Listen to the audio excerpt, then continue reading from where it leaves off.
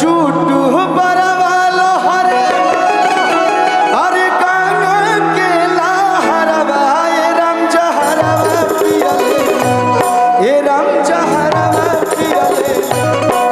सोहे चंद्रमाली लरवा हो राम जहरवा पियले सोहे चंद्रमाली लरवा सोहे चंद्रमाली लरवा हो राम जहरवा पियले शोभे चंद्रमाली लरवा ए राम जहरवा पियले बिख के गोरिया शिवजी कंठे लगवले रामा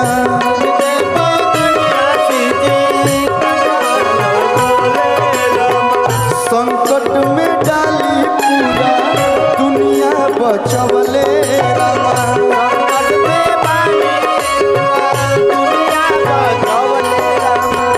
जटा झूठ बरवाला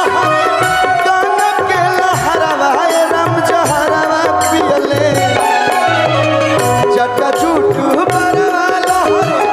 काना के लहरवा ए राम जहरवा पियले ए राम जहरवा पियले सोहे चंद्रमाली लरवा ओ राम जहरवा पियले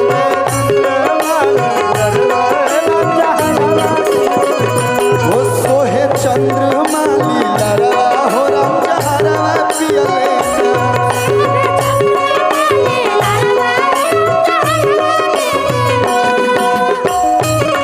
प्रेम से बोली शंकर भगवान की जय हो।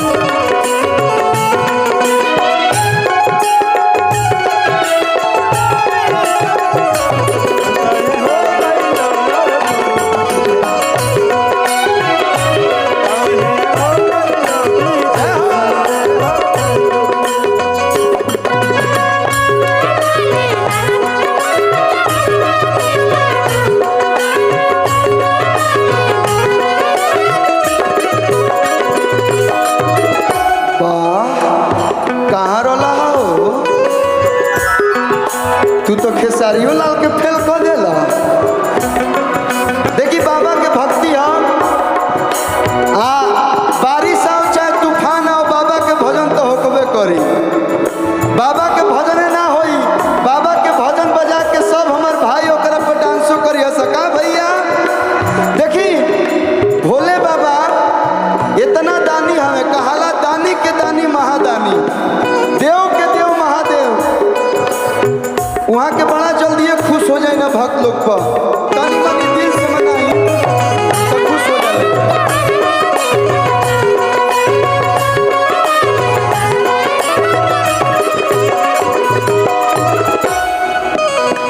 अपन रहेले भोला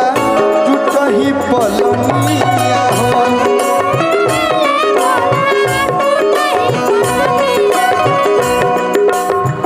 दुनिया जानेला भोला